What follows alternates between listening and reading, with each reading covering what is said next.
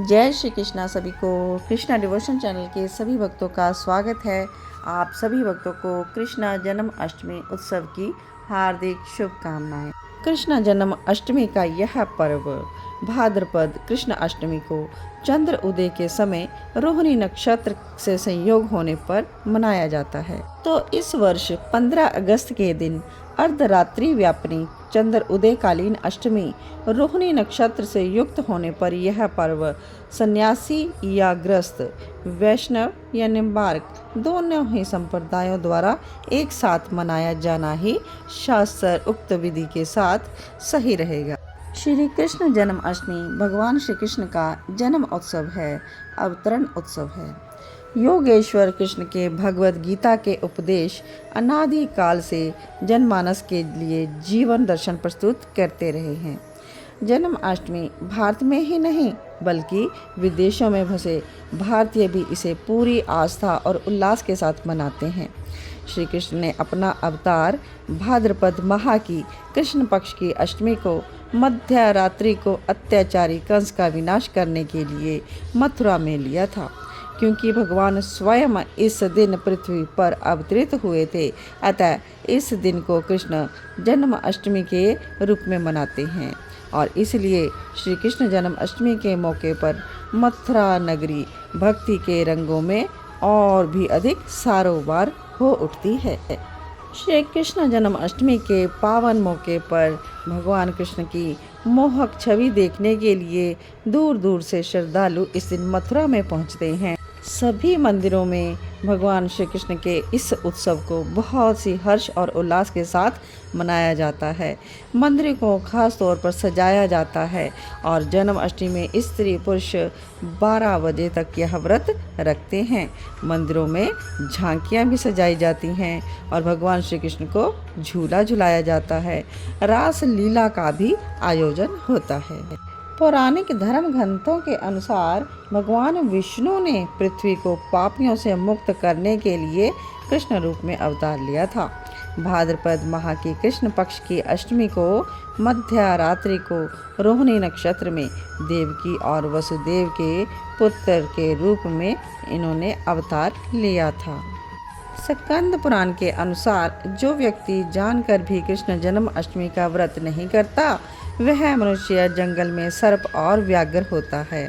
ब्रह्म पुराण के अनुसार कलयुग में भाद्रपद मास के कृष्ण पक्ष की अष्टमी में 28वें युग में देवकी के पुत्र श्री कृष्ण उत्पन्न हुए थे।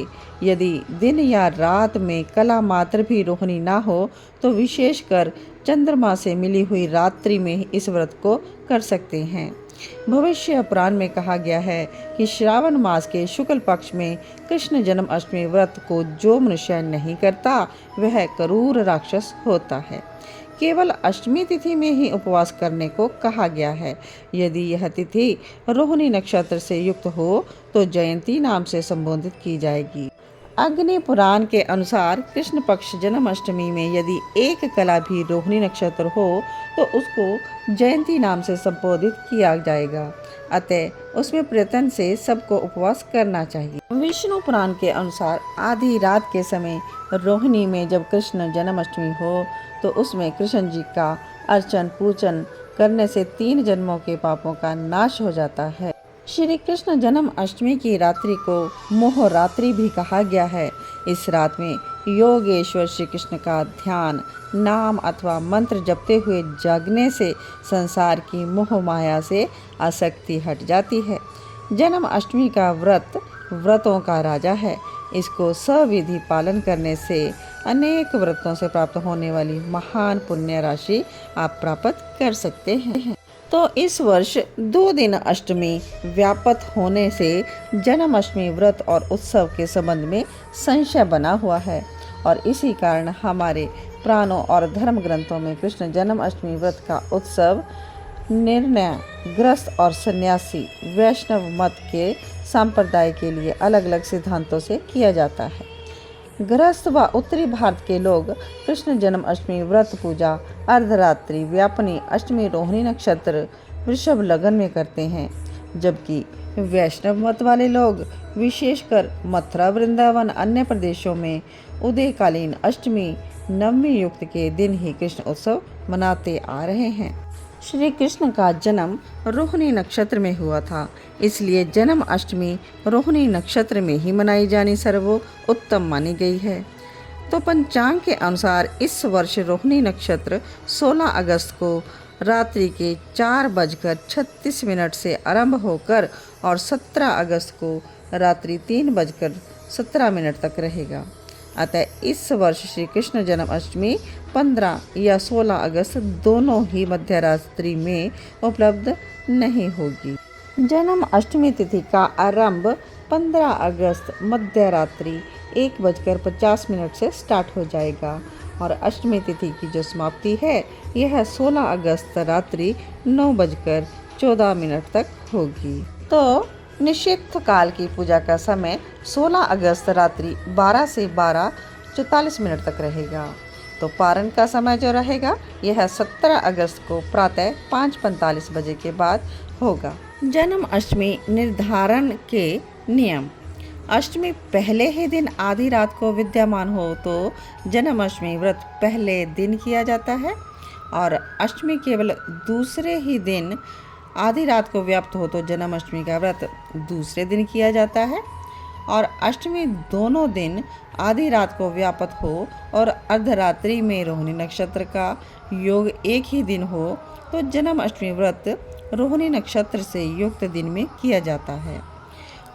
अष्टमी दोनों दिन आधी रात को विद्यमान हो और दोनों ही दिन अर्धरात्रि में रोहिणी नक्षत्र व्याप्त रहे तो जन्माष्टमी का व्रत दूसरे दिन किया जाता है। अष्टमी दोनों दिन आधी रात को व्याप्त हो और आधी रात के समय में दोनों दिन रोहिणी नक्षत्र का योग ना हो तो जन्माष्टमी का व्रत दूसरे दिन किया जाता है। और अगर दोनों दिन अष्टमी आधी रात को व्याप्त ना हो तो प्रत्येक स्थिति में जन्माष्टमी का व्रत दूसरे ही दिन किया जाता है। योगेश्वर भगवान श्री कृष्ण के जन्म उत्सव की आप सभी को मंगल बधाई। आप सभी भगवान श्री कृष्ण के इस अवतरण दिवस को जन्माष्टमी उत्सव को हर्ष उल्लास के साथ, आनंद के साथ, श्रद्धा भक्ति के साथ मनाएं। भगवान श्री कृष्ण आप सभी की मनोकामनाओं को पूर्ण करें। ओम श्री परमात्मने नमः। योगेशं सच्चिदानंदं वासुदेवं व्रजप्रियं धर्म संस्थापकं वीरं कृष्णं वन्दे जगद्गुरुं। कृष्णं वन्दे जगद्गुरुम्।